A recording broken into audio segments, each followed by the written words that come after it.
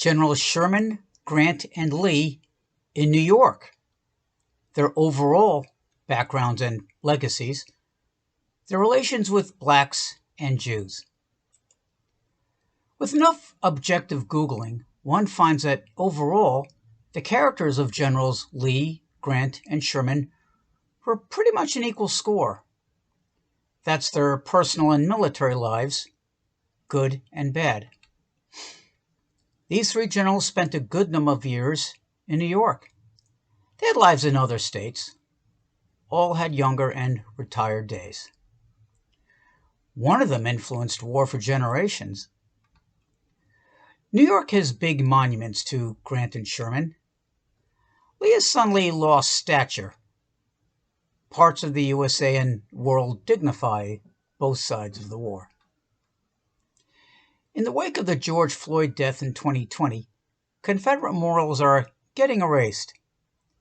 Some journalists today now call General Lee infamous, like he was a death camp commander. For most part, he was the opposite, based on those above and below him. Many Union officers thought like 19th century people too. Most were not abolitionists back then. Nobody says George Floyd should have died during his arrest. But if you want to accuse Southern troops for not fitting the ideals of the 21st century, then do so with Northern ones too. Lee was from Virginia, Grant and Sherman from Ohio. Hollywood illustrates these generals and slavery throughout history. The Civil War films Gettysburg and Glory won Oscars. So did the biblical films Ben-Hur and The Ten Commandments. Charlton Heston was in both biblical films, where slavery had a big role. Civil War veterans just missed the power of mass media. Very few were interviewed on camera. The last one died in 1959 in Texas, age 117. Since the 1960s, World War II veterans on both sides were interviewed with introspection. Steven Spielberg spoke with Normandy vets for his film Saving Private Ryan. Reminders of race relations of the 1960s are everywhere. Every major city has a Martin Luther King Boulevard.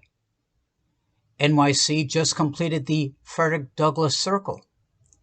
In schools, the Civil War and slavery are a big part of the curricula. A full context of the Civil War are now in a few Tennessee towns. They put up a statue to Black Americans in Union Blue near a Confederate memorial. All sides are happy, according to their local news.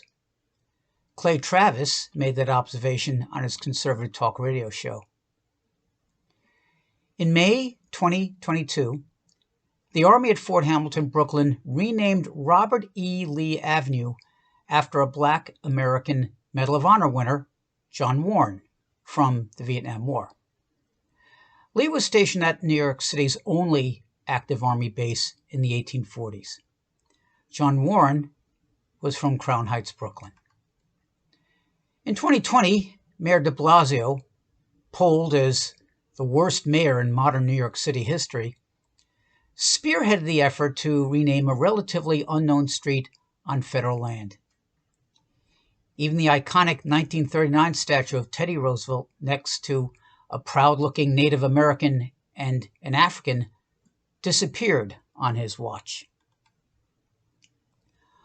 Up until a few years ago, the general understanding of Lee, based on his own writings and associates, was that he was thoughtful and intelligent.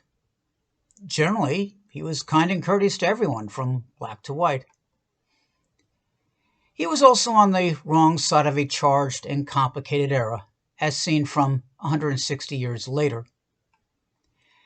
Anyone today can tell you that the 2020s are charged and complicated, and it will be looked at by future generations. Lee owned slaves, but he hoped it would die out. Sherman didn't own slaves, but he was for it as long as it was humane. Grant was against slavery, but he had some personal shortcomings and ethnic statements that would sink anyone's career today. First, let's talk about First Lieutenant Warren. He was born November 16, 1946, in Brooklyn, near Eastern Parkway. Today, his name is on the New York Medal of Honor plaque at the recruiting station, Times Square. On January 16, 1969, Lieutenant Warren was killed when he jumped on a grenade to save his platoon in Tay Ninh, South Vietnam. A year later, President Nixon presented his family the Medal of Honor. Lieutenant Warren is buried at the National Cemetery, Farmingdale, Long Island, with 20 other Medal of Honor winners from 7 wars. But if the point is to remember a hometown hero, the city could have co-named a busy numbered street. For instance, 86th Street in Brooklyn, or Manhattan, would have given Lieutenant Warren exposure to millions. Lee, Grant, and Sherman started their military lives at West Point Academy, 60 miles north of NYC. They're the 3 most recognizable names from the Civil War. For one, they were the 3 out of 4 generals to sign papers to end it. One of them influenced a type of total warfare that was widely used in the 20th century. The UN today bans it. All 3 men also had little-known comments and interactions with both blacks and Jews. Both groups make a sizable population in the New York City area. The Civil War officially ended with Lee and Grant at Appomattox, Virginia, April 9, 1865. 2 weeks later, General Sherman oversaw the biggest surrender of an American army at Bennett Place, North Carolina. Confederate General Joe Johnston surrendered 90,000 Southern troops from North Carolina to Florida. Mostly, both tired sides readily shook hands. Ulysses Grant died in Wilton, New York, July 2, 1885, of throat cancer at age 63. For the last month of his life, he decided to live in the Adirondack Mountains, which was a quiet place after the 4 years of war, 8 years as president, and the bustle of his adoptive city. His last official home of 2 years was Manhattan at 3 East 66th Street. A 1920s apartment building is there now. Originally, the plan for burial was a military cemetery, such as at West Point. But he wished to be buried with his wife, Julia, who died 17 years later. Back then, women were not buried in military cemeteries. Grant's body wasn't exactly laid to rest for 12 years. A temporary tomb was set up near the current location at the Hudson River and 122nd Street. The burial committee had looked at 65 different design proposals. They had decided on an above-ground sarcophagus based on the one for Napoleon in Paris. Building Grant's tomb took 5 years.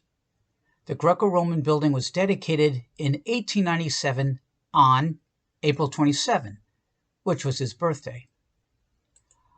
Around 40 years later, the tomb got makeovers. In 1935, it got a new marble floor. In 1938, the federal WPA art program added the busts of 5 noted Northern generals, such as Sheridan and Ord. This all led to a rededication ceremony on April 27, 1939. Civil War vets then were in their 90s. Grant had personal shortcomings. He drank too much. He had a few failed civilian ventures. He sometimes fell into despair. If he lived today, he might have attended Alcoholics Anonymous and seen a psychotherapist. Here's an aside about Civil War vets and historic slavery. Most troops on both sides didn't think they were fighting for or against slavery. The vast majority didn't own any. Most fighting men in any era don't see the big picture. Slavery was worldwide and just ending. Brazil ended slavery in 1888. Both George Washington and Thomas Jefferson owned slaves. So did Asians, Native Americans, and Africans. In the Bible, Abraham, King Solomon, and others had slaves. In the times of Jesus, slavery was normal. The 1959 film Ben-Hur illustrates Roman slavery. Also see the DreamWorks film about Moses, the Prince of Egypt, which is also an excellent depiction of Egyptian record-keeping and architecture 3,500 years ago. Hitler enslaved millions of Frenchmen, Poles, and others. Most of them died by 1945. That's in addition to the Jewish Holocaust.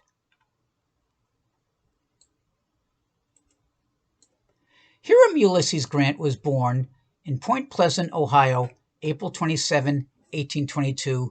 During his civilian life in the 1850s, he ran an assortment of businesses, again, some of which failed. His wife, Julia Dent, had come from a slave-owning family in Missouri.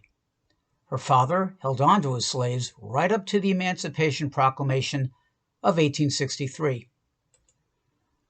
For blacks, Grant was nominally against slavery. He had praise for the new Black Army units. Over 180,000 black men volunteered for the Union since the Emancipation Proclamation. A good depiction of fighting black men in the Civil War is the 1989 film Glory, with Matthew Broderick, Morgan Freeman, and Denzel Washington.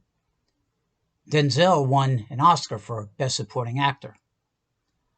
Also, the Better Call Saul Breaking Bad actor, Mark Margolis, had a 10-second role. Grant had one particularly bigoted moment in U.S. history. He did dig himself out later. He wrote an explicitly anti-Jewish command called General Order No. 11. In May 1862, he took Memphis and was about to expel the Jewish community. A little earlier, he had a run-in with a few Jewish salesmen who happened to be bothersome. They were something like Mr. Haney in Green Acres. Grant ignored that plenty of non-Jewish businessmen were bothersome too. The Jews of Memphis, wrote Lincoln, who stopped America's only anti-Semitic act. Grant apologized about this when he ran for president in 1868. He became the first American president to visit a synagogue. He appointed more Jews than any president. Jews fought on both sides of the Civil War. President Jefferson Davis had the first Jew as a cabinet member for an American government, Judah Benjamin, who was a former senator from Louisiana. William Tecumseh Sherman was born in Ohio, February 8, 1820. His father was a great admirer of the local Indian chief Tecumseh. Sherman's equestrian statue was dedicated May 30th, 1903, at 59th Street and 5th Avenue, about 12 years after his death. He sits atop his horse, Ontario. He is led by the Greek goddess Nike, who represents victory. The artist was the Irish-Frenchman Augustin Saint-Gaudens. Like Grant, Sherman also retired to New York. Since 1883, he lived around 70th Street and Amsterdam. There's no exact address for his home, which was replaced by apartment buildings in 1910. He said the 9th Avenue Elevated was a fun and thrilling ride. Sherman Square at 70th and Amsterdam is really just a 20-foot square triangle. He died of pneumonia a week after his 71st birthday in 1891. The priest who presided at his funeral in St. Louis was his own son, Father William Ewing Sherman. One of the pallbearers was Confederate General Joseph Johnston, who had surrendered to him in 1865. A 20-year-old Sherman graduated West Point in 1840. He began his military service as an administrator in Florida. Ironically, his next assignment was in Georgia and South Carolina, which he wrecked 20 years later. In the Mexican War of 1847, First Lieutenant Sherman was on occupation duty in the newly captured California. He disliked serving in relative safety, he said in his memoirs. Most of his classmates were at the front lines. The two other junior officers then, Grant and Lee, had each distinguished themselves right up to the capture of Mexico City. In 1848, the newly promoted Captain Sherman unwittingly helped start the gold rush. Near Sacramento, he drafted his report of high deposits of minerals and metals, namely gold. The gold rush helped make California a state 2 years later. Religion for William Sherman and his younger brother John was the Catholic Church, which is the religion of their foster family, the Ewings. Sherman's own father, a Presbyterian, had died when he was 9. Their distraught mother was unable to raise her 2 sons. Senator Ewing of Missouri, a family friend, took in the 2 boys. His wife was strongly Catholic, and so were their children. Senator Ewing became a Catholic near the end of his life. At age 30, William Sherman married his stepsister, Ellen Ewing. This seemed odd at first, step-siblings. Then again, they weren't blood-related. The couple had 8 children, 2 of whom died young during the Civil War. In 1853, Sherman left the Army for Missouri, his adoptive state. For 6 years, he worked in banking and transportation. In 1859, he taught military science in Louisiana. Sherman was somewhat pro-slavery. He wrote that it was good for black people. He also felt it should be humane, probably based on his observations. Most of his military and civilian lives were in slave states. He believed don't separate families. No undue punishment. Still, when he commanded the Western Union Army, he rejected the new black units. His brother John was an abolitionist. As for Jews, he was as anti-Semitic as most anyone. "They're moneymakers," he said once in a paraphrase. After Fort Sumter in 1861, Sherman reluctantly re-enlisted. He knew this Civil War would be long and bloody. He had many friends in the South, but he believed in the Union. He identified himself as an Ohioan. Sherman distinguished himself at Bull Run, Shiloh, Chattanooga, and other battles around the Western Theater. Sherman was most noted for his use of modern, all-out war. Hurt the enemy well behind the front. Destroy his transportation, manufacturing, and agriculture. Burn his cities, even if this means the indirect suffering and death of his civilians. This had been done in earlier wars, but not to this extent. Sherman wrecked Georgia with his March to the Sea in late 1864. Just for one day at Atlanta, he fired 5,000 artillery shells. From Savannah in January 1865, he turned northward towards the Carolinas. He did more scorched earth. The 1939 film Gone with the Wind illustrates this. Sherman's style of warfare became more far-reaching 70 years later in World War II with submarines and aircraft. German U-boats reached the East Coast. One captain barely saw the Empire State Building. Allied bombers carpet-bombed Axis facilities and cities day and night. The U.S. used nukes twice. And of course, the U.S. built 50,000 Sherman tanks. Civil War deaths, based on common estimates, was around 620,000, almost 60% Union. 8% were civilian, almost all Southern, black and white. In World War II, 70 million died. Around 60% were civilian, both sides. Again, that excludes the Nazi death camps. Volumes of books and movies are on that war. A few survivors still live. The Geneva Convention of 1977 forbids this type of war. We've since developed precision smart bombs. At great lengths, we mind not to hit civilians. Still, a good number of leaders don't follow this new convention. Robert Edward Lee spent 13 years of his military career in New York State, 6 of which were in Brooklyn. From 1841 to 1846, Captain Lee was an engineering officer at Fort Hamilton at the southern tip of Brooklyn. Before, he had graduated West Point in 1829 at second in his class. In 1852, he returned to West Point for 3 years as superintendent.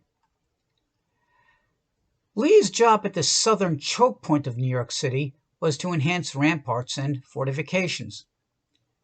Fort Hamilton was founded 1825. 2 centuries earlier, since the Dutch, that tip of Brooklyn was a lookout spot. The Brooklyn foot of the Verrazano Bridge was once an 18th century man-made gun island. Serving with Lee in Brooklyn was another future Confederate officer of note, Stonewall Jackson. He had graduated from West Point in 1846. Early in the Civil War, both are known for defeating far bigger Northern armies. Both men worshipped at the Episcopal Church at 99th Street and Fort Hamilton Parkway. Although now a social services center, it's still called the Church of Generals. Before Fort Hamilton, Lee served in Washington, D.C., South Carolina, St. Louis, Michigan, and Ohio. In 1846, he got transferred to the Mexican War, where he earned 3 distinguished awards for reconnaissance and attack. He became a direct aide to General Winfield Scott, who promoted him to colonel. Arlington Cemetery on the Potomac began on the Virginia estate of Robert E. Lee, who had to flee in 1861. Robert Edward Lee was born in Stratford, January 19, 1807, the 5th of 6 children.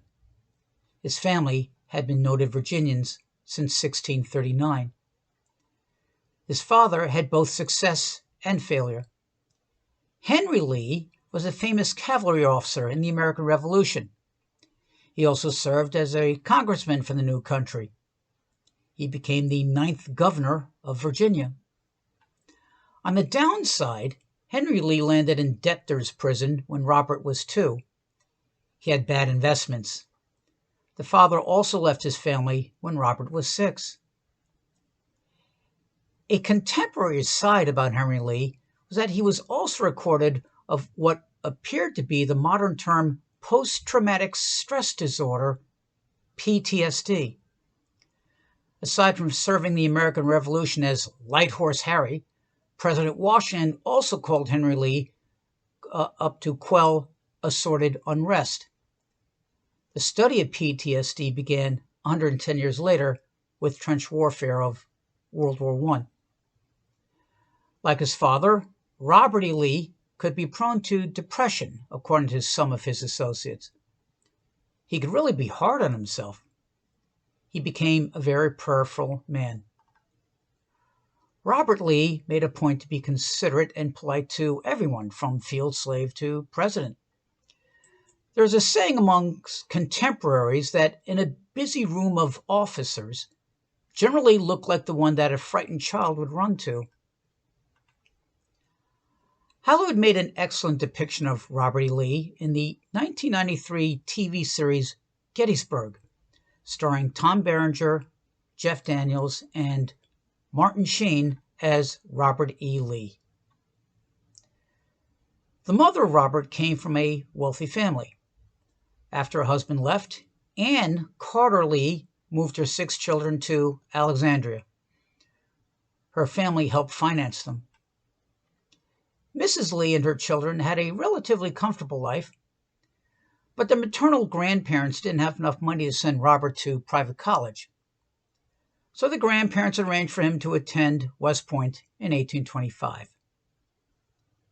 In 1831, 2nd Lieutenant Lee married Mary Ann Custis. They had 7 children. His 3 sons fought for the South and lived. They gave him grandchildren. None of his 4 daughters ever married. Robert E. Lee's descendants fought for the USA. He has a nephew, Fitzhugh Lee, who distinguished himself in the Spanish-American War in 1898. Presidents Carter, Clinton, and Senator McCain had great-granddads who fought for the South. Reportedly, all 3 men reject the cause, but not their ancestors. As for slavery, Lee felt mixed. He had slaves himself, but he felt it should be phased out, as the Europeans had recently done. Was he cruel to slaves? In June 1859, one abolitionist newspaper said he whipped 2 escaped slaves. Others said no, that was out of character for him. In October 1859, Lee arrested John Brown and 21 abolitionists who had taken over the federal arsenal at Harper's Ferry. He was on direct orders from President Buchanan. Lee captured Brown. Each thought the other a fanatic. Lee opposed secession in his writings in early 1861. On April 12th, the South Carolina militia fired on Fort Sumter. Lee was indecisive, he wrote to his sister. The newly elected President Lincoln offered Lee command for the defense of Washington. On April 17, Virginia seceded. Ultimately, Lee could not fight his own state. As for Jews, Lee was most supportive, which was also unusual for his times. He wrote often to Rabbi Michelbacher of Richmond, namely to explain his inability to allow Jewish troops to furlough for Rosh Hashanah and other holidays. He explained he could not release most anybody. He always signed his letters, "Your obedient servant, R. E. Lee." Any other Army commander would have assigned his adjutant general or chief chaplain to handle those matters. Back then, many commanders would have dismissed the rabbi's request with derision. Lee died on September 28, 1870, 2 weeks after a stroke in Lexington, Virginia, where he directed a college. As for taking down Confederate statues in 2020, Reverend Robert E. Lee IV is okay with it, according to ABC News. Reverend Lee is a great-great-grandnephew. I myself am Jewish. I would never vandalize or demand the removal of a German World War II memorial. I've seen a dozen. I spent a year there in the Army. In Kiel, Germany, is the U-boat memorial for both World Wars. It touches on both sides, too. The 35,000 German names were fashioned after the 60,000 names of the Vietnam Veterans Memorial in Washington. Kiel also has a monument for Allied sailors, their former foes. The best depiction of submarine warfare is the German film Das Boot. It was a must-see in America back in 1981. The USA has Martin Luther King's Day, President Barack Obama, and interracial couples.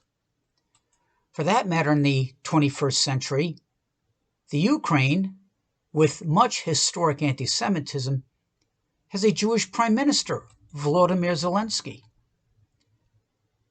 Nobody built statues to slave drivers and concentration camp guards. Perhaps Fort Hamilton can give a well-rounded description to each General Lee and Lieutenant Warren. They were both selfless, courageous, and American.